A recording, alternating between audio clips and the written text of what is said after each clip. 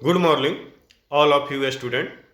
मैं MD Ashraf Gaddi, Chanakya college of education Bettiah. हम लोग कौशल की चर्चा कर रहे हैं। आज भी जो हम वीडियो बना रहे हैं वो फोर्थ वीडियो है, आपकी सुविधा के अनुसार। इसके पहले वाली क्लास में हम लोग उदाहरण कौशल का परिचय देखे थे, उसका डिफिनेशन देखे थे, उनकी आवश्यकता देखे थे, उनके उद्देश्य देखे थे, उसके साथ साथ उसमें उनके महत्व क्या था उस पर हम लोग चर्चा किए थे।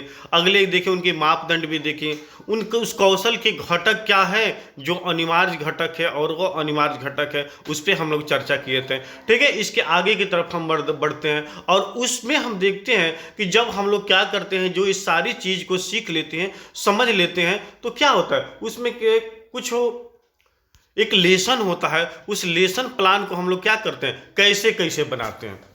जब शिक्षण कार्य करते हैं तो सीखने के बाद हम क्या करते हैं, कुछ उनकी जो प्रक्रियाएं होती है, जो सिस्टम होती है, उस सिस्टम को बनाते हैं। ठीक है, तो लेसन प्लान और एक लर्निंग प्लान होता है।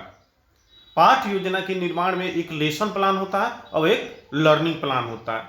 तो लेसन प्लान होता है जो 6 क्लास होते हैं, उस 6 क्लास से एभव ऊपर, जिसे 6 के बाद 7, 8, 9, 10, 11, 12 या जितने हायर एजुकेशन होते हैं उसको क्या होता है, हम लेसन के माध्यम से पढ़ाते हैं। वहीं 6 क्लास से नीचे की जो क्लासेज होती है उसको हम क्या बोलते हैं, लर्निंग प्लान बोलते हैं। लर्निंग का मतलब होता है क्या, सीखने और सिखाने की प्रक्रिया।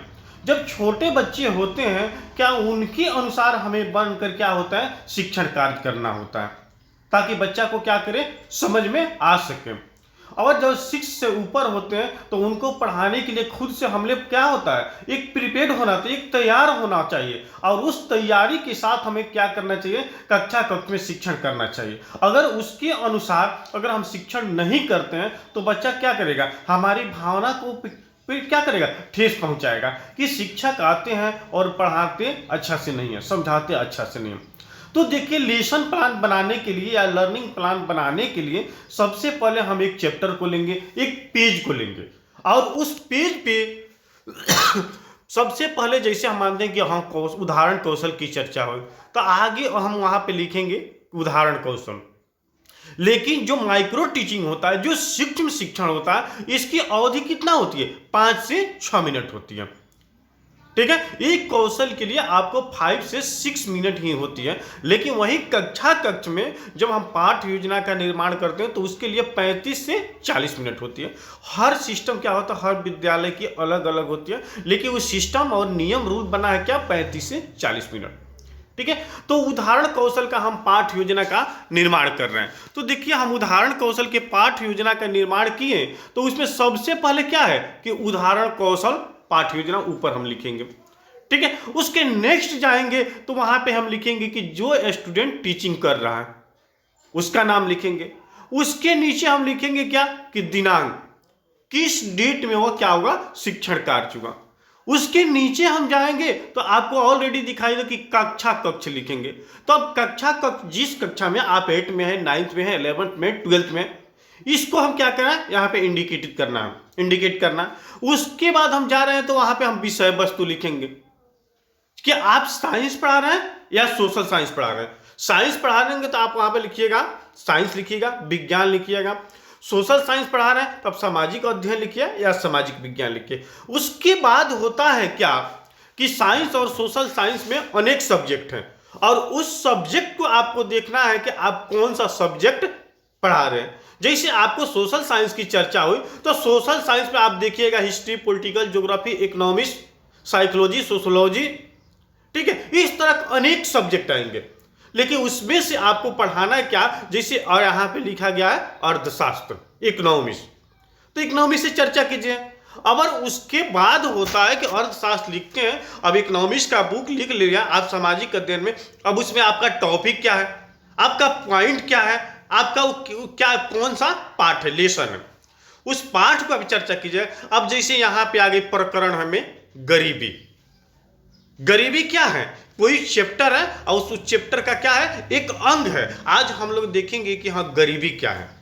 अब जैसे उस गरीबी को चर्चा करने के लिए हम किसी स्टेट पर चले जाएंगे। उसके बाद देखेंगे कि क्लांस का मतलब होता है कि पीरियड, आप किस कक्षा में और किस घंटी में आप शिक्षण करते हैं। तो जैसे देखिएगा कि कक्षा में आप घंटी जब लगती है तो छात्र जो होते हैं उसको इंडिकेट हो जाता है कि इस घंटी में ये टीचर आने वाले हैं, ये सर आने वाले हैं, ये मैडम आने वाली है और आएंगे तो इस सब्जेक्ट को आप पढ़ाएंगे। ठीक है। उसके बाद अवधि की बात है तो यहाँ पे अगर माइक्रो टीचिंग है तो वहाँ पे 5 से 6 मिनट में आ जाएगा कि शिक्षण को अत्यंत कम समय में छात्रों को क्या करना, शिक्षण कार्य के प्रति आकर्षित करना। उसके बाद है शिक्षण, जिस दिन हमारा पहले क्लास है उसको हम शिक्षण बोलते हैं और उसी चीज को हम फिर नेक्स्ट क्लास में बताते हैं, समझाते हैं तो उसको हम क्या बोलते हैं, पुनः शिक्षण बोलते हैं। यहाँ पे आ गया।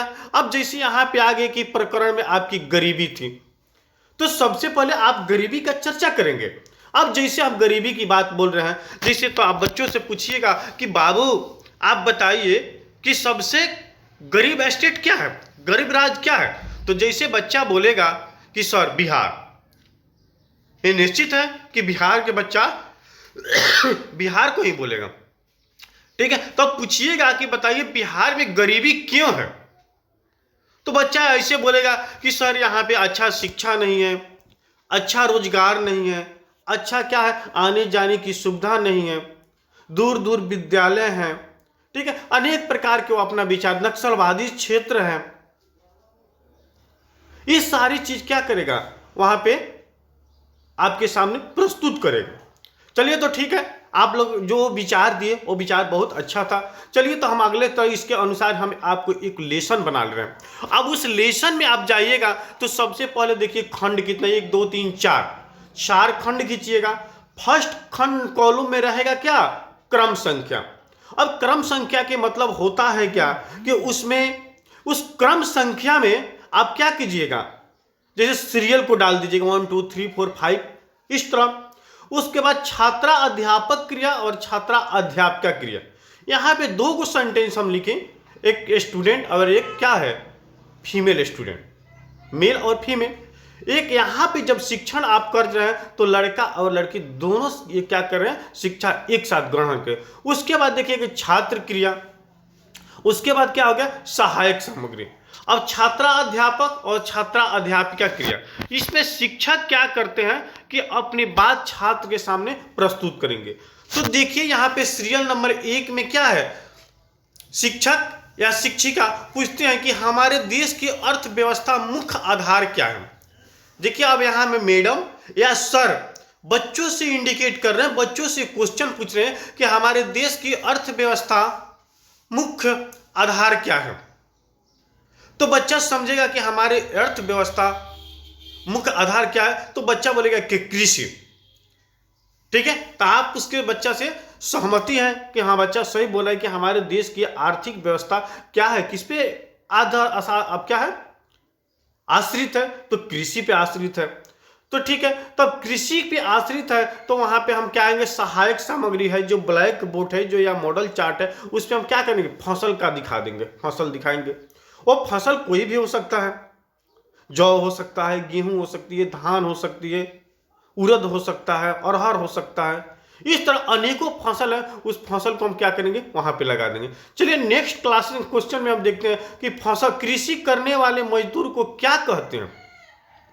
आपसे पूछा जा रहा है जो कृषि वर्क करते हैं उस मजदूर को हम क्या कहते हैं, तो कृषक मजदूर कहते हैं।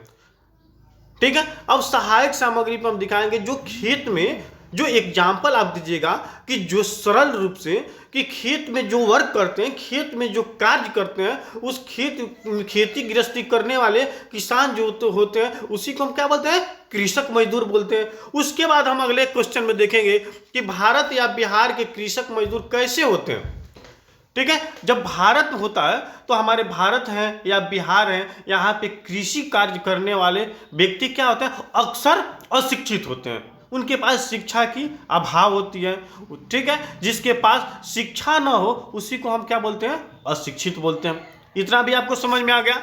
चौथा नंबर क्वेश्चन है कि गरीबी अशिक्षा के कारण कौन सी स्थिति उत्पन्न होती है। जब आपके पास गरीबी है, अशिक्षा है, तो आपके पास कौन सी स्थिति उत्पन्न होगी, तो गरीबी उत्पन्न होगी। जब अशिक्षित हैं, जब आप गरीब ऑलरेडी हैं, आप किसी अपने अधिकार को समझ नहीं रह रहे हैं, ठीक है, तो आपके पास क्या स्थिति उत्पन्न होगी, आप गरीबी हो गया, किसी दूसरे पे आश्रित होगी।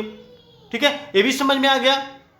तो यहाँ पे गरीबी का हम इंडिकेट करेंगे जिनकी आवश्यकता की पूर्ति क्या होती है, पूर्ण रूप से नहीं होते। नेक्स्ट क्वेश्चन हम तो चलते हैं कि इसके अतिरिक्त अन्य उदाहरण दीजिएगा। तो बच्चा देगा क्या कि सर इसके अतिरिक्त अन्य उदाहरण है बेरोजगारी।